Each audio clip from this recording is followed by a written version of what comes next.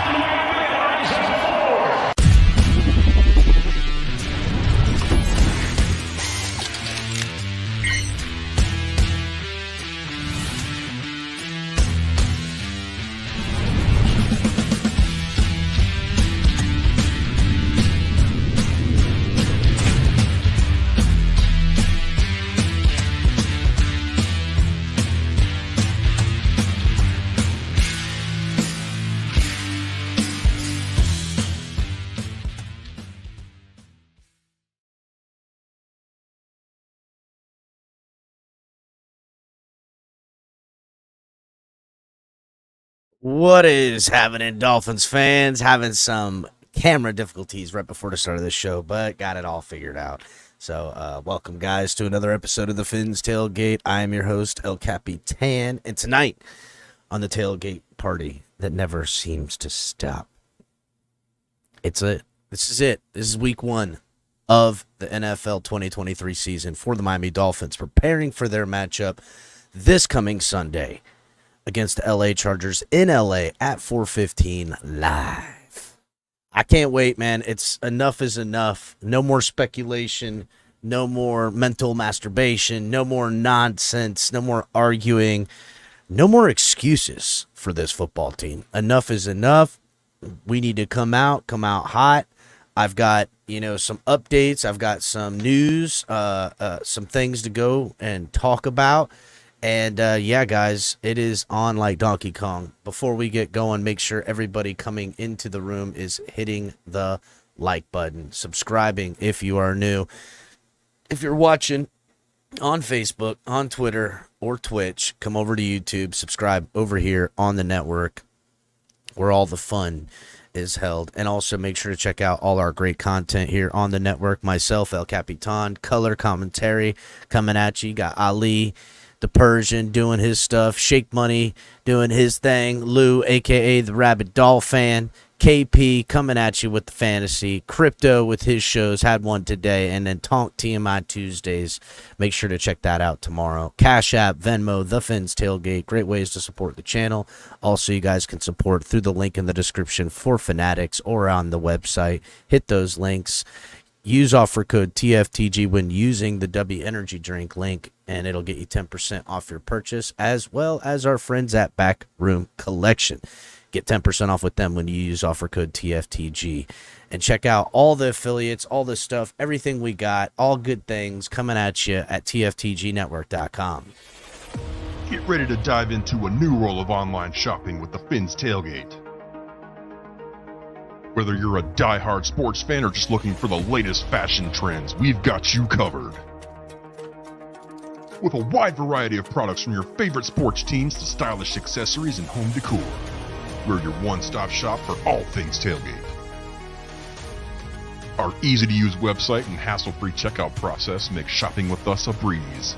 Plus, with frequent sales and discounts, you won't want to shop anywhere else. So come on in and join the party at the Fins Tailgate, your new go-to destination for all things tailgate.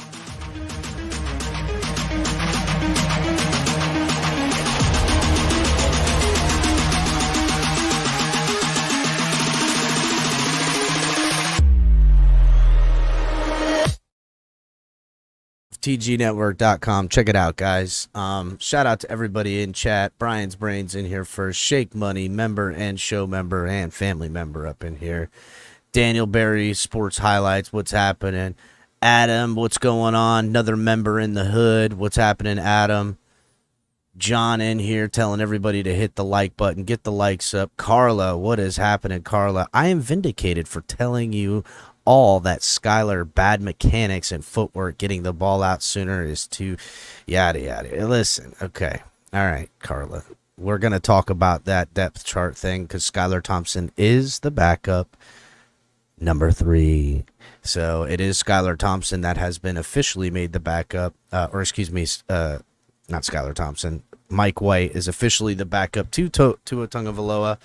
But did he really win it, or did he just not lose it? It was obvious that they gave him every opportunity to be the guy, more so. But I will say this, Skylar didn't win it either. He had every chance while Mike White was in concussion protocol. He could have come out in that final week of preseason and solidified himself as QB2, and he didn't. He didn't do it. So that's on him, and he knows it. So Mansa Chill, what's good, homie? Hit the like button, please. Q, what's going on, bud? Weaver Todd, I see you over there watching on Facebook. Fins up, buddy. Hit the like button. CB83 creeping around in chat. Look, there's Pete. QB3 will save the season again by Christmas night. Damn, Pete. Listen, Pete, got to come by on the fantasy football show on Saturdays, man. Going to be a lot of fantasy football talk. I'd like for you to be there if you're interested, man. Yeah, and I see Capitan, no Armstead Sunday, prepare for meltdown. So I'm going to talk about that. And I see what CB PTSD. Damn, that's pretty good. That's a good one. That's a good one, CB. PTSD. I like that. That's a good one. So, all right. Let's get on to it. Make sure everybody's hitting that like button on your way in. Let's get the likes up to match the viewers, and let's get on to what I have planned. So, I guess we'll start with these roster moves that we have and the updates.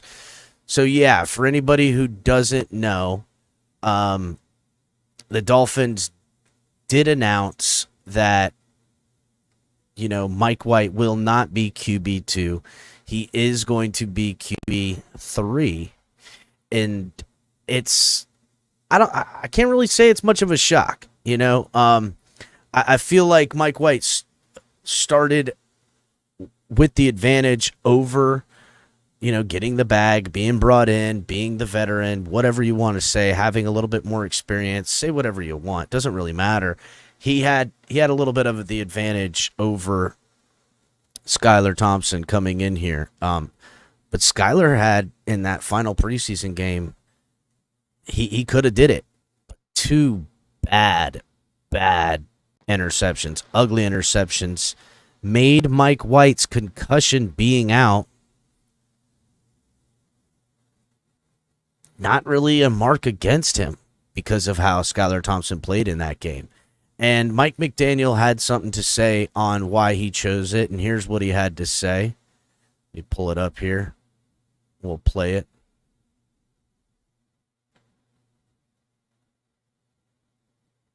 Our football team and really adhering to exactly what a backup quarterback needs to do. They'll all be active each day, but to be able to understand our system in such a short period of time that Mike White did, and the command that he exudes in the huddle, and you're solving an imperfect puzzle as a backup quarterback where you don't get any of the reps during the week and have to master your situation, your craft, repless. So I think relying on Mike White's veteran experience and really all the growth that he did this offseason, I feel pretty comfortable with that. Our football team and really adhering to exactly what they do. They'll all be active each day, but to be able to understand our system in such a short period of time that Mike White did, and the command that he exudes. Man, talk about lagging. Again, you can't argue with his reasoning there. Mike White came in, knew the offense, was able to pick it up in a short amount of time, and operated it in a way in which they felt very comfortable with. Now, I get it. I see the special qualities and the arm strength out of Skylar Thompson. You'd be a fool to not say Skylar Thompson has the best arm out of the quarterback room. Sorry, guys, but that's just a fact. Skylar Thompson has the strongest arm in the quarterback room. But this isn't an offense that demands elite arm throwing. What it demands is elite quarterback play. That's what it is. It demands you to throw the ball in timing, not too late, not too early, not read and react. It's understand the route concepts and put the ball where it needs to be. And that's really where he got beat. We didn't see it all that much in games because, sorry, it just hasn't been that much. But it's certainly what coach and the coaching staff feel that is best for this football team. And I got to put it in their hands. What else am I going to do? Cry about it? Skylar Thompson did have something to say. He did have an interview in the back. I'm going to pull that up, and he was very magnanimous about, listen, he's not happy about it. I don't blame him, but he's definitely not a guy who's going to, cry about it either. He's going to be a team player, and here's what he had to say about finding out that, hey, you're going to be the third quarterback on this team. So here's what he had to say. Since training camp has started, it's been a great competition with Mike and I, and I think that we both have had a great perspective of the competition and have allowed it to push each other to be our best versions of ourselves, but also on top of that, prioritize being great teammates and helping the team get better. And, anytime there's competition, it makes everybody better. And that's all my focus has been on. I know Mike has been the same. And, I just want to help the team win, whatever that looks like, whatever my role is, whatever the coaches decide, that's what I'm going to do. So, you guys draw straws who run the scout team? How does that work? We rotate through, and, it's kind of try to decipher the plays up to even them out as much as we can as far as throws, passes, runs and passes, and kind of what we want to get work at and what we feel like each other needs to get done that day. We kind of just work through it that way. Chris was saying the room is really good. Can you just speak to that a little bit? Our quarterback room? Yeah. Oh, absolutely. We have a very tight-knit quarterback room, from our coaches to the three guys in there. I feel like we all have very similar personalities and get along very well and are very, very good leaders and teammates. And I think when your quarterback room is driven by people like that, it makes the whole team better, and I think reflects, what kind of team we have with that type of leadership. So Tua's done a great job this offseason with his leadership and leading that room, and then adding Mike. It's just we got a special group, and it's been a lot of fun. So what's your job to try to help Tua get prepared for Sunday's games? I know all quarterbacks have different roles that they play in that room. Yeah, well, I think the biggest thing, for myself is just whatever he may need help with film study, as far as like having, some extra eyes on like their 2-minute situations, or, what's their like go-to pressure in crucial situations, stuff like that. Just the extra set of eyes, and anytime there's something that, I think that's what's really good about our quarterback room is being able to bounce ideas off of each other and, kind of ask, like, hey, like, did you see it this way? This is how I saw it, that type of thing. Just any type of assistance to give an extra set of eyes and opinions, I think is what Mike and I are going to try to do. It doesn't feel like there's any animosity amongst the room, which, I know fans on both sides, from the Skyler Nears to the Tua Nears, are looking to create some kind of division or competition. There is, but it's not. These guys are here to support each other. They're here to be there for each other and make sure to do what it is to be a team player. If you're the third string or second string guy, I mean, let's call it for like it is, guys. We saw third string quarterbacks play. I mean, shit, he was third string last year. It's hard to argue against the guy that gets brought in with the contract and the money. So Skyler still has a long way to go as far as becoming a more system-ready NFL quarterback, but he's not a lost cause. Let's be real. He has talent, and we're gonna see how his career continues. He's cheap on the roster. You just heard about how they all are close in the locker room and support each other, and he wants to be there for Tua and or whoever's starting out there and do what he can. So that's it. That's all you can expect, man. That's it at this point. Let's call it like it is. If Tua goes down like he did last year, the season's done. It's done. And if the season's done because of that, then we'll figure out what the hell to do then. Also, some good news coming out of practice. Couple of guys returning to practice. We did get to see out at practice today Devon A-Chain out there moving around, which I'm excited about. That's good to hear. Also, Brandon Jones out there too.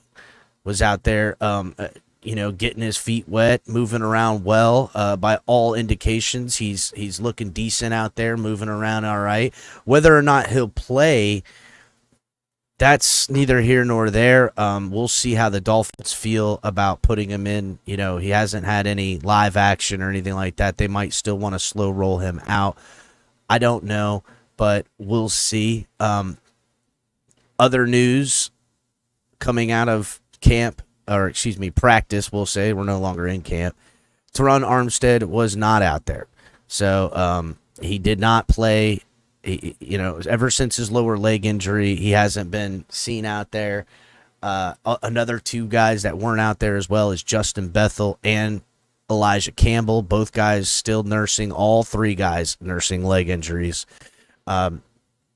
So chances are, now Eichenberg was spotted out there, but Isaiah Wynn got a lot of work at the left guard position.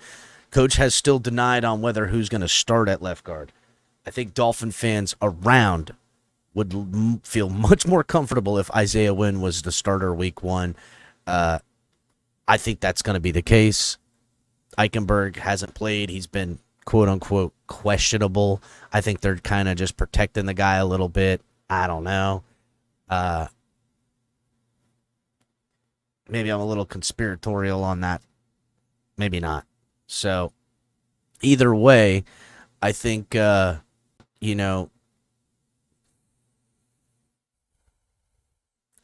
going to play. And I would bet Armstead's going to play. Now, I told you guys last night, I'm not opposed if Armstead misses this game. I'm not going to like it. He'll have to go against Mack or Bosa or one of these other guys that they got that are these outside linebackers that are very, very good if it's Kendall Lamb. But I don't want Dolphin fans tripping because Armstead's not out at practice. Don't forget, Armstead pretty much didn't practice. I don't think he did practice all year last year, and he still missed games. They need to be very careful with the workload management of this guy. All practice, all preseason, he would practice a day here and there. The first and only time they had him practice back-to-back days, he got that lower leg injury. So he don't need to learn nothing. He ain't got nothing to prove to anyone. Matter of fact, he took a much sweeter deal than I think anyone anticipated when the Dolphins signed him. So I don't want him out here taking risks, taking chances, practicing, some accident befalls him. Let's just be smart and use this guy in the way that we know he's going to be effective on Sundays. That's it. Armstead only appears on Sundays, and hopefully it's more Sundays than not, and hopefully it's every Sunday. Well, Saturdays too in the postseason. That's where and when I want this guy. I want him for the postseason. So, hit the like button, everybody. Please get those likes up. Make sure you guys have gotten all the likes up. That'll be much obliged. Of course, I just exited out of the page I wanted to go through. Oh well. Anyhow, Dolphins name team captains. So for all you guys that don't know, Dolphins have gone ahead and released their full list of who are the team captains. They have announced again, Tua Tagovailoa is the captain. Duh. That's done. Tyreek Hill, captain. Duh. We knew that. Xavier Howard is a captain. Teron Armstead is a captain. And Javon Holland and Christian Wilkins are captains. All guys who were captains last year. But there is a new captain on the team representing special teams, really replacing the Landon Roberts captainship on the team. And that's Alec Ingold, the guy who just got a new deal worked out. Alec Ingold is the special team / fullback captain of the football team. A great ambassador, I think. They couldn't have picked a better guy. A guy who just got a multi-year deal with the Dolphins is going to be here for some time, so we can expect him to be a captain on this football team. Plays the game the right way. Shout out to Alec Ingold getting the C on his chest. In a league that fullbacks are, in short supply and definitely in short demand, Alec Ingold finds himself with a multi-year deal on a football team as a fullback and a captain of that football team. So shout out to him. Good for him. Totally into that. Not opposed to anything celebrating this guy. So Pete saying Armstead said he needs to get into football shape and needs to practice the next day. Hurt himself. Listen, no. Armstead does not, Pete. There's nothing I need from Armstead other than to be there on Sundays. The guy didn't practice all year last year. He can come out off the couch all week long and be good. It's just a fact. We know this. How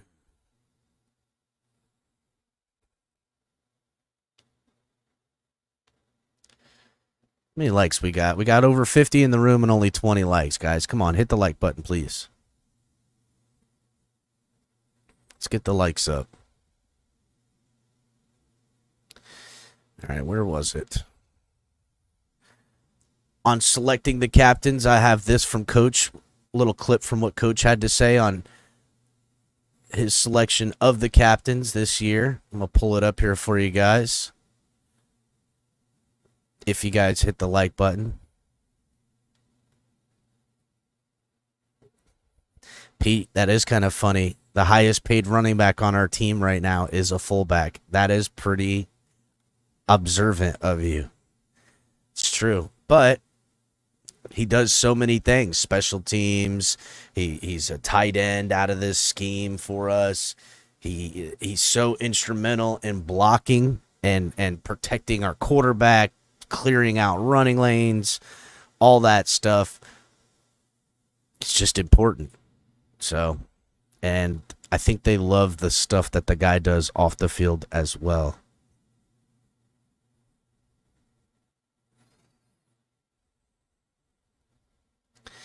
All right, so here's what Coach had to say about picking the list of the team captains came out. Was that a player decision, your decision with the rest of the coaches, and how did you guys come up with the 7 names that are now the captains for the season? So that's something that we do a player-driven vote that that the locker room really comes up with, which is one of the reasons it's such a special honor to each and every one of those guys, because it's voted on their most important on the most important really person of opinion in the building. That's their peers in the locker room. List of the team captains. You heard it. Was that a player decision, your decision with the rest of the coaches?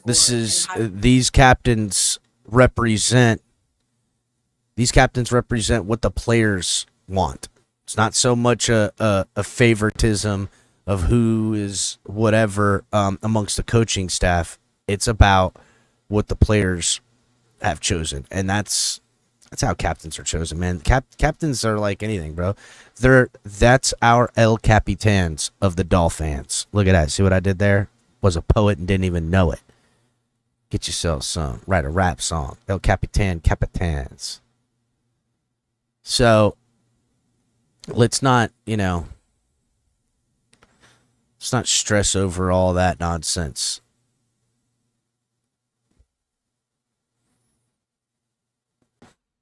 Let's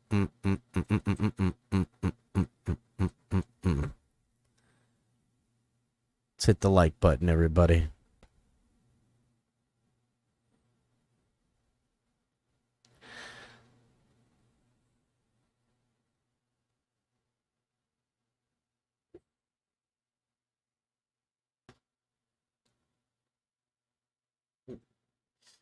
All right.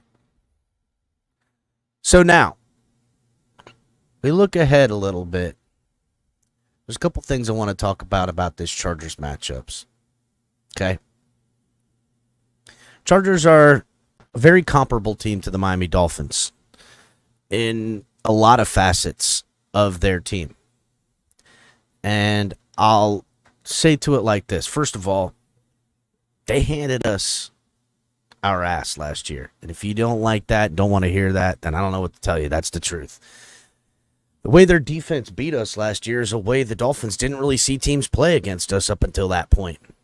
And that was that they got their linebackers deep in coverage across the middle of the field, covering all the zone spots, while on the edges, they played a lot of press man, more so than the Dolphins had seen up to that point. And they did this, disrupting the timing routes, not allowing these guys to come on free release, and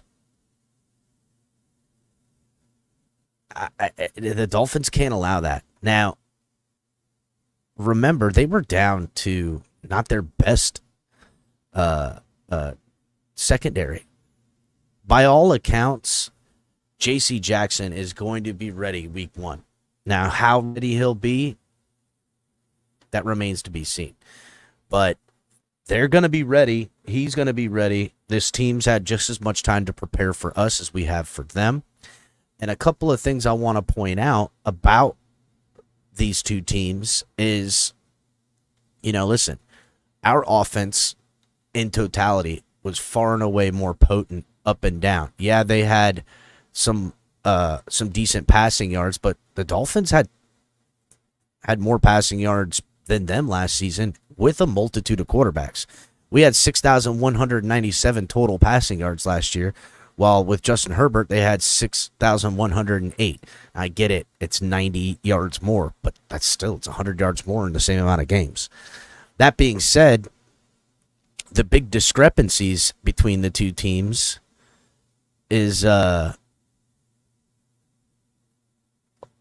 that was total yards. My fault. Passing yards, the Dolphins had 4,511, and they had 4,584. So they had us in passing, but the discrepancy comes in the rushing game.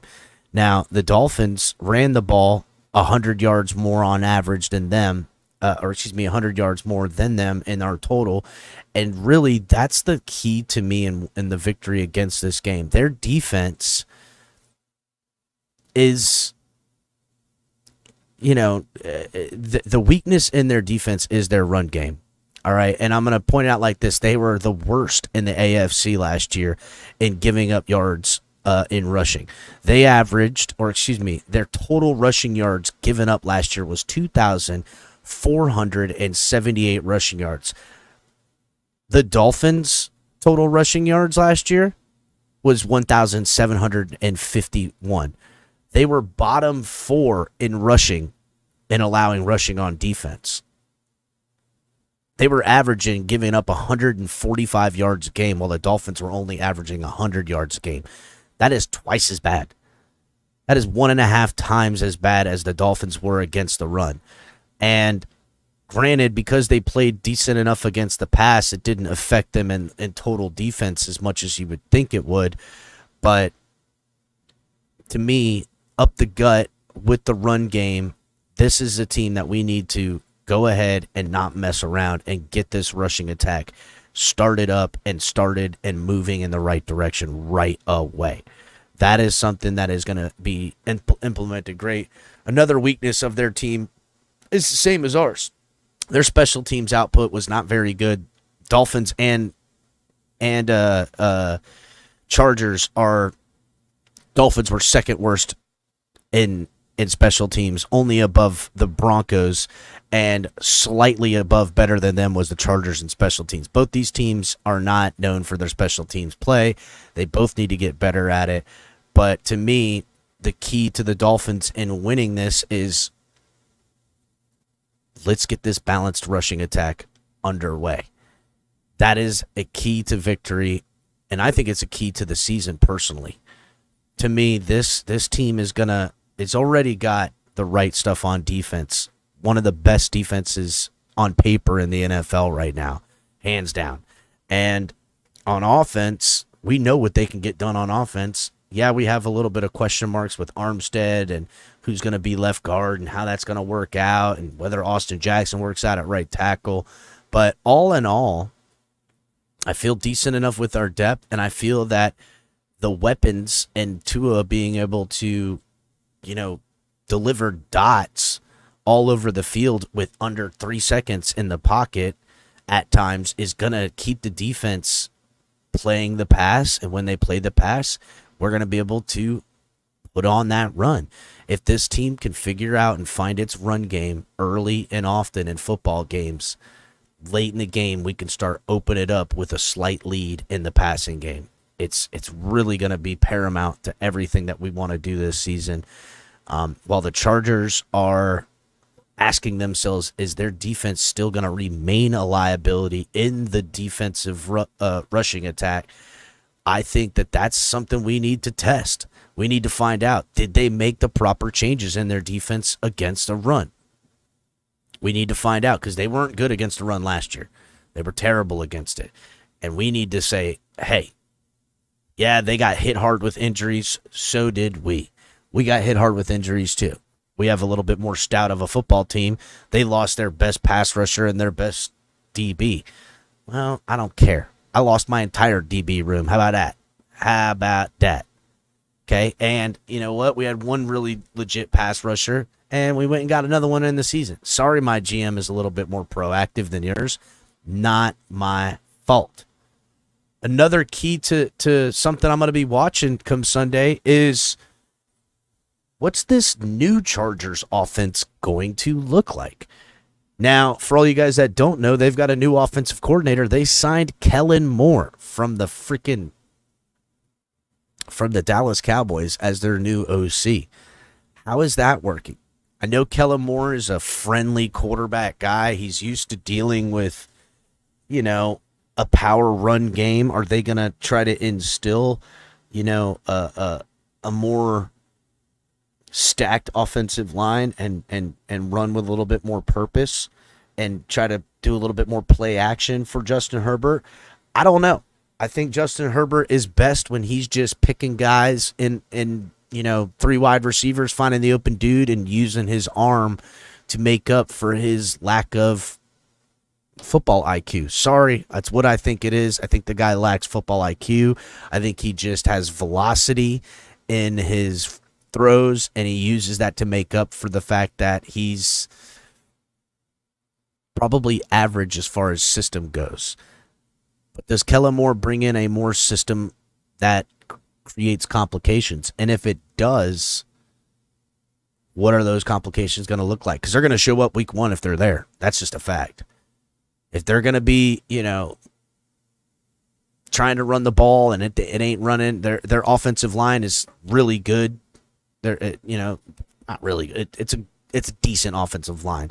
I would give them the slight edge over the Dolphins' offensive line right now, but only by this hair of my chitty chin, to be honest with you. Because to me, are they going to run the ball, or is it going to be this pass?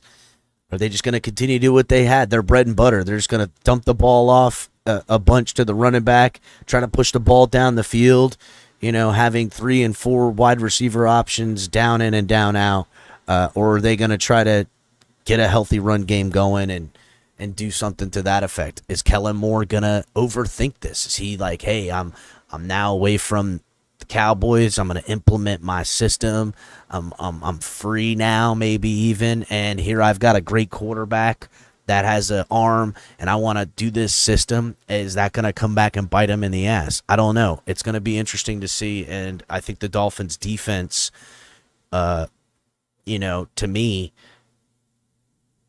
as long as they don't bite on those play actions and guess right, if the linebackers stay gap sound on the inside linebacking unit, and I'm looking at David Long Jr. and Jerome Baker, if they stay sound and fit their gaps, and I'm sorry, I'm not worried about their wide receiver weapons.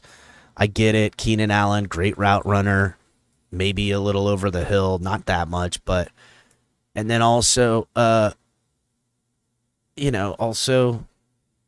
Mike Williams. I don't think Mike Williams is the end all be all. He's good, he ain't great. None of these guys are elite talent. They're decent weapons, but they're like Boyd on the Cincinnati Bengals. They're good. Neither one of those guys are your first or second picks in your fantasy football league. So that being said, Austin Eckler now, that guy's a force. That guy's a weapon. I think if you take him away out of the passing game and out of the run game, they lose this game hands down. I would key in on him. And I think Fangio's smart enough to realize that. Say, hey, key in on Eckler, make Herbert have to pass on you, run the ball, keep him off the field, and late in the game when they're down more than a touchdown in the fourth quarter and Herbert and Kellen Moore have to abandon all concept of the offense and just have to stand back there and take 5-step drops and try to beat you with their arm, these outside linebackers and Chubb and Phillips can go to work, can tee off. This is how we beat them. This is how we beat them. Keenan Allen now equals Boyd. That's what I'm saying, reality check. Keenan Allen is fucking great. I love Keenan Allen. I've always thought he's been a great weapon. But Keenan Allen today is more like Tyler Boyd right now. That's a fact. And you know it. It's a fact. I'm not bugging. You bugging. Fuck out of here. Again, these are going to be keys to victory for the Dolphins. I don't foresee it being the worst. What is this? What's going on here? Ollie's toupee? The fuck is that? All right. tomorrow I put on my long hair.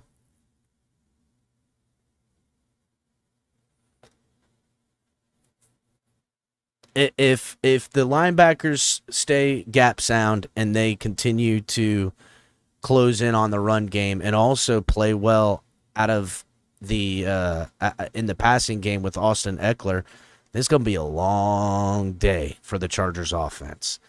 But that isn't what beat us last year. It was the Chargers defense beat us. And I've got to imagine that this team is chomping at the bit to make that defeat. They just had no answers in the first half. Second half was a different story, but it was all too little too late at that point.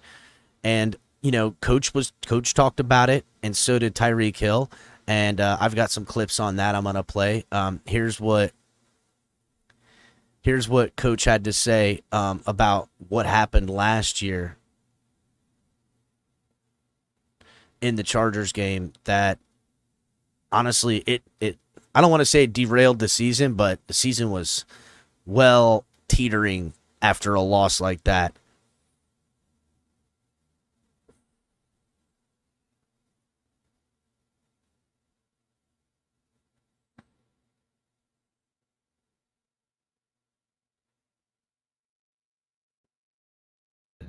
It definitely comes up over the course of the off season at least 1/17 of the time. You know, divvied up amongst the other games, but no, there's things you learn. You always have to be careful about making too many absolutes. A lot of times there's those are game specific situations, whether that your health, the opponent's health, where you're at in the season, what you're good at, what you're bad at. Bottom line was, I thought they did a great job last year in those two teams, last year's teams.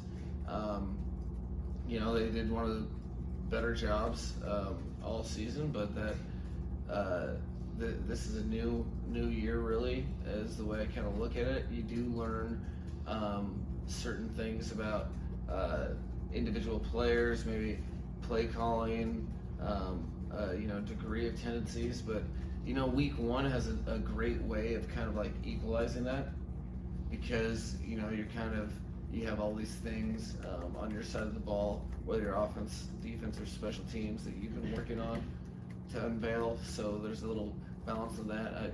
We will be watching last year's game, but not with too much weight relative to the guys we have now and what we've been emphasizing this offseason. How much does Tell you what, I wish I could be a fly on the wall in the defensive room with Vic Fangio.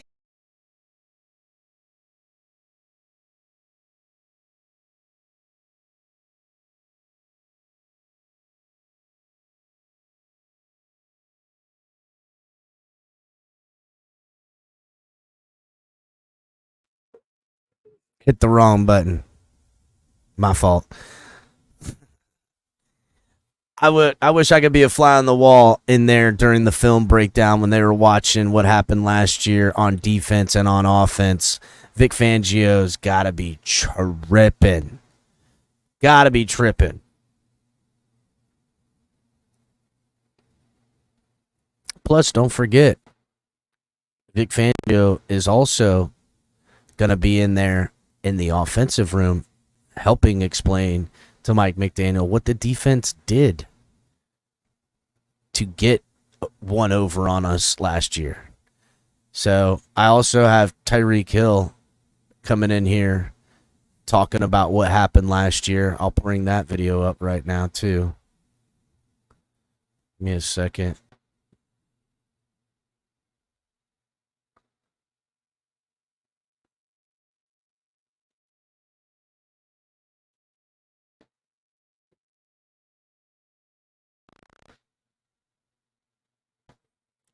Here's what Tyreek Hill had to say about the loss against the Chargers last year. No excuses, because we play this game, but I mean, last year, obviously, was the first year for everybody in the system. You feel me? I mean, obviously we played like 9 or 10 games, up to that point. But I feel like this year, we kind of got an understanding of, where everybody needs to be at on the field. And they do a great job of, jamming receivers and playing to their leverage. So I feel like this year is going to be a little bit different, for both sides. So it's going to be a fun matchup. I'm glad that the league gave us this game, so we can go ahead and knock it out, and it's going to be fun, man, in LA. So. You played teams that have had success against an offense you've had before. Do you expect a similar look from them, or how's that? I mean, to me, I think those guys did a great job. So if it ain't broke, don't fix it. So. Tariq, what's the energy right now?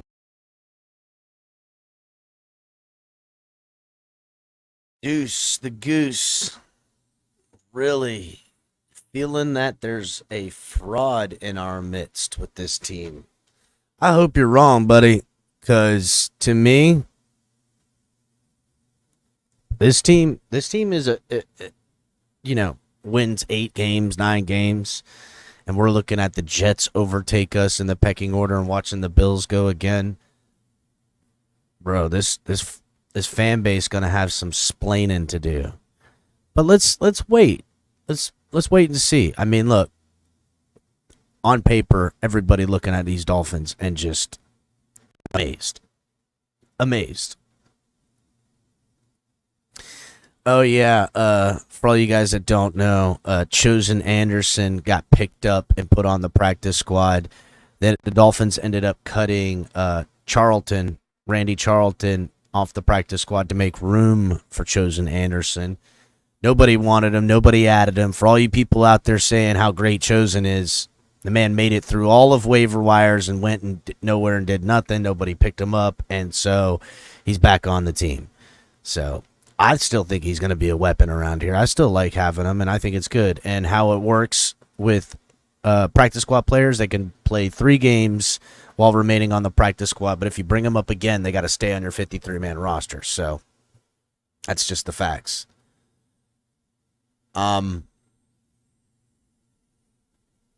Let's see. Talked about that.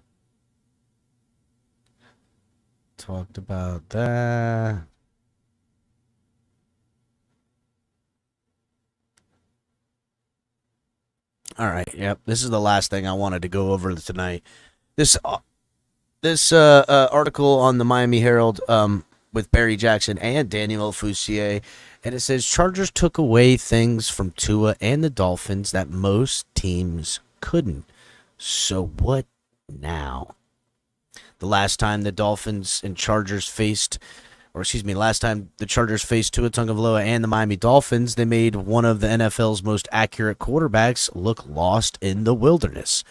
Under the glare of the Sunday night NBC spotlight, the Chargers flummoxed the Dolphins quarterback, limiting him to 10 completions on 28 attempts for 145 yards and a dismal 65.8 passer rating. No team before nor a team after did a better job at taking away the middle of the field against Tagovailoa or harassing Miami's fleet-footed receivers than the Chargers did in their 23-17 win that December night. The Dolphins could face a similar approach from the Chargers with Coach Brandon Staley's team when they meet Sunday at 4:25 p.m. in L.A. Here's how Pro Football Focus summarized what the Chargers did in limiting Miami Dolphins to 219 yards, including 3 for 11 on third down. Every linebacker and defensive back, along with the coaching staff for the Chargers, should get a game ball for this one. They disrupted the explosive Miami Dolphins wide receiver room in press coverage and eliminated the middle of the field with intermediate and deep levels from the linebacking unit. This is what I said at the beginning of the show. They played press on the edges, disrupting the timing routes, used the linebackers in the intermediate level, and brought the safeties kind of up and dared us. They dared us to throw. If they're going to throw that same type of pattern out at us, a team that sucks against the run, You run on them. You force those linebackers to come up. You force them to put a safety or a nickel down in the box to play the run as well. And then you take advantage on the outsides with it. There's this too, according to Next Gen Stats. Oh, hold on. Tua Tagovailoa completed just 2 passes over 10 yards downfield inside the numbers. For reference, he had been completing 7 such passes per game since returning from Week 7 in injury. There's this too. According to Next Gen Stats, LA's pressed a season-high 35% of detached routes. Miami completed only 1 pass on 8 targets in press coverage. The Chargers pressed Tyreek Hill and Jalen Waddle at the line of scrimmage about twice as much as the Dolphins' other opponents did. Our secondary really answered the call, said Staley after the game. Our secondary was on them in a lot of different ways, and you'll see that on the tape. Does Hill expect the Chargers to use that same defensive strategy come Sunday? Those guys did a great job. If it ain't broke, don't fix it, Hill said. They do a great job of jamming receivers. This year will be a little different for both sides. It's going to be fun, he said. The Chargers placed 3 defenders in deep zone 26.5% of the time, unusually high. They played some versions of of zone defense more than 80% of the time on third downs, which confounded Miami. So, are the Dolphins better equipped to deal with that this week? Coach Mike McDaniel on Monday's presser praised the Chargers' effort and game plan that night and also had this to say. It wasn't like they reinvented defense. Their guys understood their issues individually in coverage and played with competitive spirit. There were just a lot of 50-50 balls that went to the Chargers. You could see that the unit was well coached and well schooled on opposing teams' offenses. They did a very good job challenging things we were trying to do. Because the Dolphins just had 14 first downs, they held the ball only 20 minutes and 22 seconds combined, while the Chargers, on the other hand, had 39.28. Again, something I talked about earlier during Crypto's show, time of possession is won with running the ball. This team, first in the AFC against the run. Their team is all built to stop Patrick Mahomes in the pass. Run the ball against this team, guys. I want to see a healthy run game coming out. Waddle caught 2 passes for 31 yards. Raheem Mostert ran just 37 yards on 3.4 yards per carry. Tagovailoa was one of the NFL's best quarterbacks when he had time to throw last season, which wasn't the case against the Chargers that Sunday night.